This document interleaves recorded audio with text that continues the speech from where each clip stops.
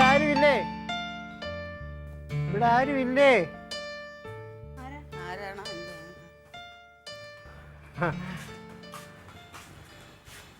പൊന്നേ മുത്തേ നീ പിണങ്ങരുതേ. എൻ്റെ അമ്മയുടെ കൂട്ടാണ് അമ്പിളി. എൻ്റെ അമ്മയുടെ പേരാ. അമ്മയുടെ പേരാണ് അമ്മയ്ക്കും.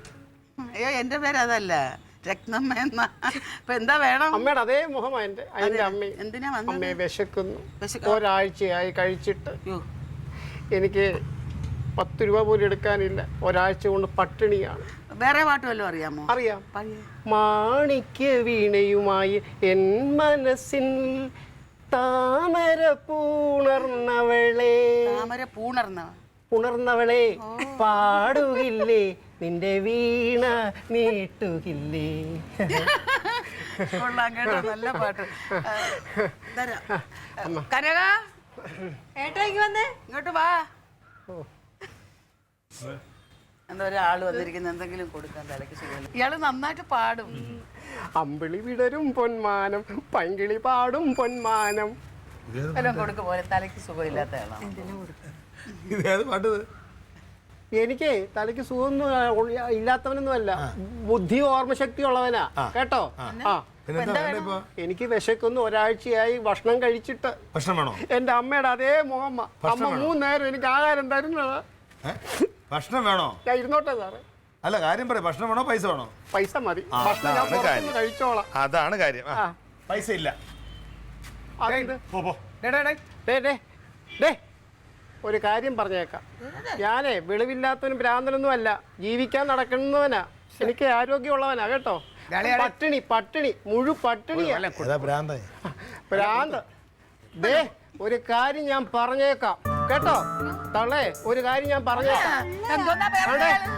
എണ്ണിക്കോ 7 ദിവസം 7 ദിവസം 7 ദിവസിക്കാത്ത 7 ദിവസം കേട്ടോ ഞാൻ പറഞ്ഞേക്കാം. അല്ല കാര്യം എന്തെങ്കിലും ഉള്ളത് കൊടുത്തങ്ങ് വിട്ടാ പ്രശ്നം. ആഹാരം വേണോന്ന് ചോദിച്ചു. ആഹാരം വേണ്ട, പൈസ മതി.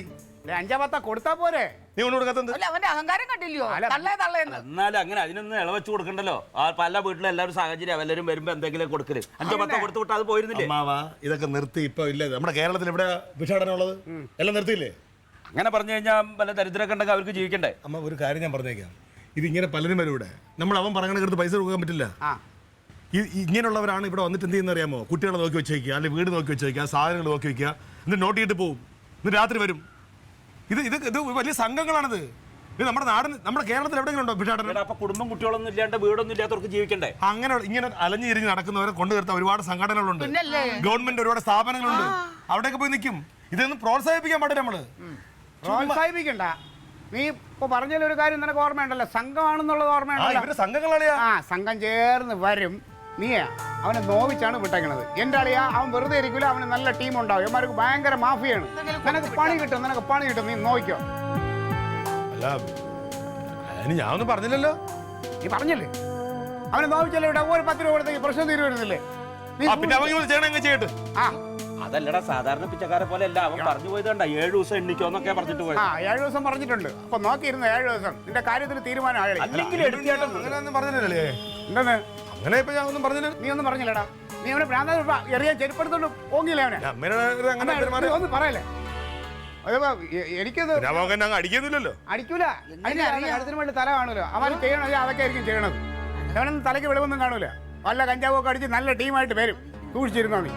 നമുക്ക് പണി കിട്ടുള്ള കാര്യം ഉറപ്പാ. അവന്റെ പറച്ചിൽ എനിക്ക് അവന് നന്നായിട്ട് നൊന്നിട്ടുണ്ട്.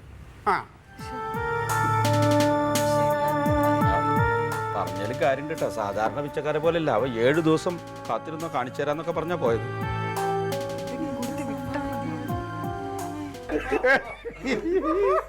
അയ്യോ എന്ത് ചെയ്യുമെന്ന് പറഞ്ഞു കഴിഞ്ഞാ എൻ്റെ അളിയാ അവന്റെ മുഖം ഒന്ന് കാണണമായിരുന്നു.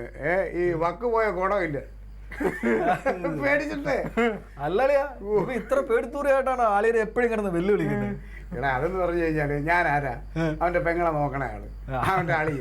പിന്നെ എന്നോട് എന്ത് വളവള പറയാലോ. ഞാൻ പ്രത്യേകിച്ച് തിരിച്ചൊന്നും പ്രതികരിക്കാൻ പോകില്ല. സംഭവം പാവമാണ് ആള്. അത് വെച്ച് കഴിഞ്ഞാല് ഇവ എങ്ങനെ ഈ കറണ്ടിലൊക്കെ കയറി ധൈര്യമായിട്ട് ചെയ്യുന്ന ഞാൻ ആലോചിക്കും. മിക്കവാറും പണിയെല്ലാം മറ്റൊന്നായിരിക്കും ഞാൻ അളിയൻ നൈസ് പണിയാണ് എനിക്കറിയാം. അല്ലേ ഞാൻ ആലോചിക്കണം ഇവൻ ഇങ്ങനെ പേടിത്തൂറി ആയിപ്പോയില്ലെന്ന്. അല്ലളിയാ, എന്തായാലും അവൻ്റെ ഉള്ളിൽ ചെറിയൊരു പേടി കയറിയിട്ടുണ്ട്. ഇത് വെച്ചിട്ട് അവന് ഞാനൊരു ചെറിയ പണി കൊടുത്താലോ? അല്ല, എന്ത് പണി ആളിയെ ഉദ്ദേശിക്കുന്നത്? നമുക്ക് അവനൊക്കെ തത്തി കളഞ്ഞാലോ? ഇത് ആരെ കുറിച്ച് പറയണം? നടരാജ, ആവശ്യമില്ലാതെ എടാ ഞാനും അവനും തമ്മിൽ ഒന്ന് രണ്ടും ഒക്കെ പറഞ്ഞ് വഴക്കിടും. എന്നിട്ട് കളിക്കുന്ന എന്ത് എവിടെ പറയണത് ഒരു ബോധമില്ലാത്തൊരു കിഴങ്ങൻ തന്നെ. നിന്റെ അടുത്ത് പലപ്പോഴും പറഞ്ഞിട്ടുണ്ട് മിണ്ടരുതെന്ന്. അളിയാ, ഇവൻ പൊട്ടത്തരേ പറയത്തോളൂ. അളിയ പ്ലാൻ പറ കേക്കട്ടെ. സംഗതി എൻ്റെ അളിയനാണ്. അവനങ്ങനെ എനിക്ക് കൂടുതൽ നോക്കിക്കാനും പറ്റില്ല. എന്നാലും ഒരു ചെറിയ തമാശ കളിയാ. ഞാനൊരു ചെറിയ നമ്പർ എൻ്റെ മനസ്സിൽ കണ്ടിട്ടുണ്ട്. ഇച്ചിരി പഴയ നമ്പറാണ്. എന്നാലും ഞാൻ അതിനൊന്ന് പൊടി തട്ടി എടുത്തിട്ട് എൻ്റെ അളിയനിട്ട് ഞാൻ പ്രയോഗിക്കാൻ പോവാ.